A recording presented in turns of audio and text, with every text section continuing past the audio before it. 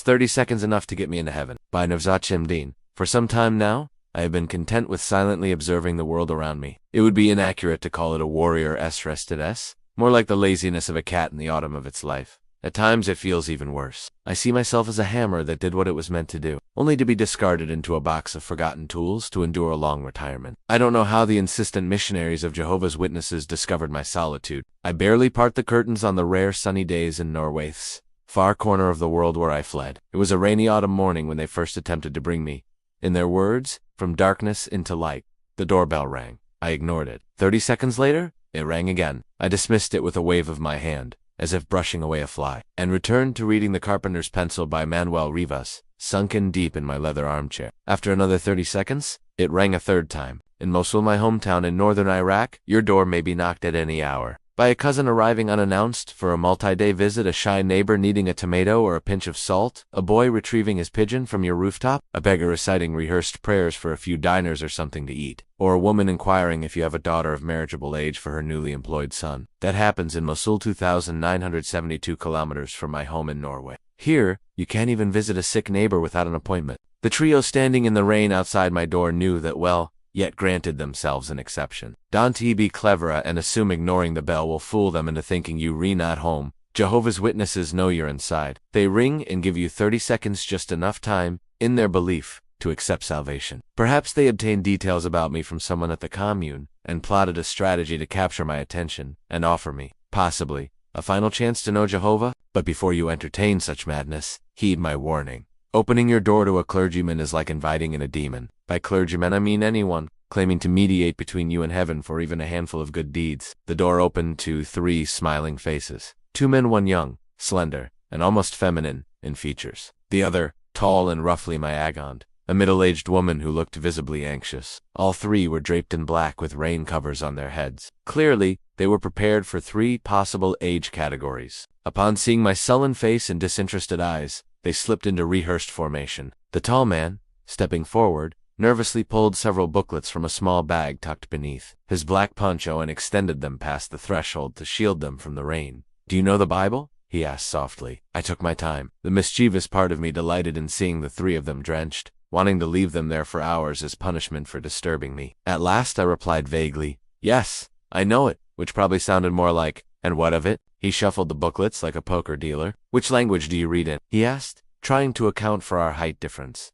When I paused, he added, "Can you read it all?" My darker side answered before I could know, "I can't," then urged me to slam the door in their faces. From behind, the younger man handed over an iPhone. The tall man, now juggling both phone and booklets, extended the screen toward me, full of video clips. "What's your native language?" he asked nervously. With a sly grin, I replied, "Kurdish. It is a tactic I've perfected in Europe to dodge persistent strangers at train stations and airports." My round face, ever-surprised eyes, puffed cheeks, and overly large nose seemed to radiate nostalgia to fellow exiles. People often approach timidly asking if I'm Arab, Kurdish, Turkish, or even Indian. I always respond in the language they don't speak. Arabic for Kurds, Norwegian for Arabs, English for Turks. I thought this trick would work on Jehovah's Witnesses. I was wrong. Kermanji was on their list. Excited, a man tapped play. A voice emerged. "Bava mi wili esmanan, our Father who art in heaven." I gently pushed the screen away. The other 2 leaned in beside him like branches sprouting from his trunk,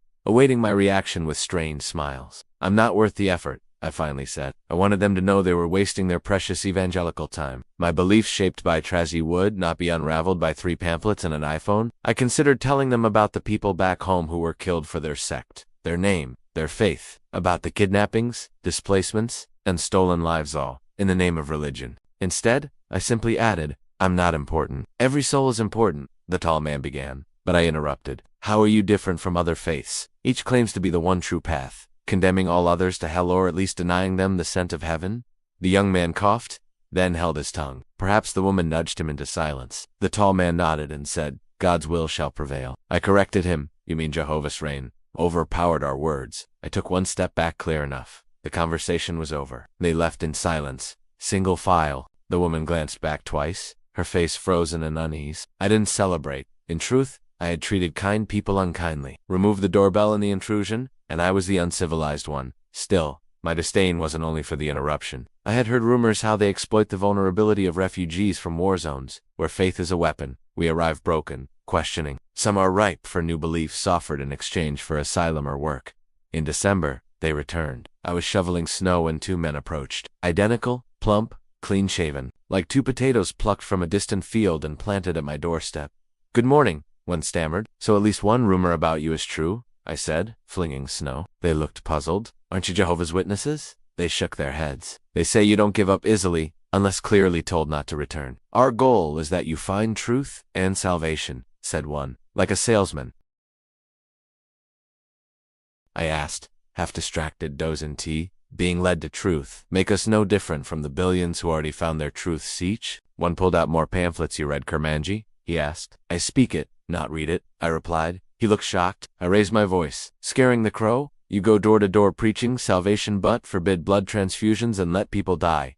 "We all die," he said. "What matters is going to the Creator free of sin, having known the right path." "Look," I said, pointing to the clearing I had made with my shovel. "That's my path to salvation. I dug it myself. Others do the same. We all find our way long or short. Many will be lost," he insisted, "because they follow false knowledge." Yet I stayed calm, perhaps because they hadn't rung the bell. If you clerics, whatever your garb or dogma, just left people alone, they would find the few things that divide them are trivial, and the many things uniting them vast. "We don't meddle in politics," said one, fists clenched like a schoolboy reciting a hymn. "We seek peace."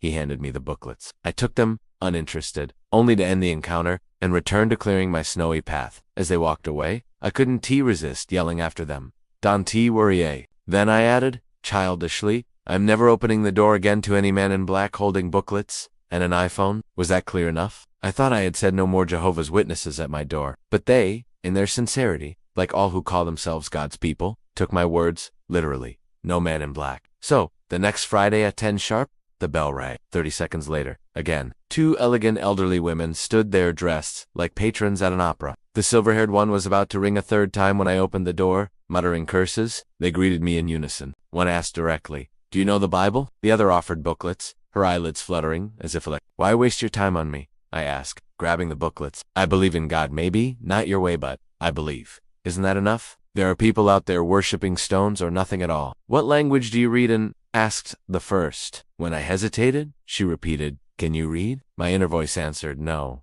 I can't." As the second woman fumbled with her iPhone, I executed a tactical retreat and slammed the door. For nearly a minute, we were all stunned. They, perhaps, by their failure to save me. I, elated by a symbolic victory not just over two women, but over a whole movement. Yet, it was merely a skirmish in a war that, it seems, has been declared on me, or perhaps for me. Because the following Friday, again, at 10 sharp, the doorbell rang.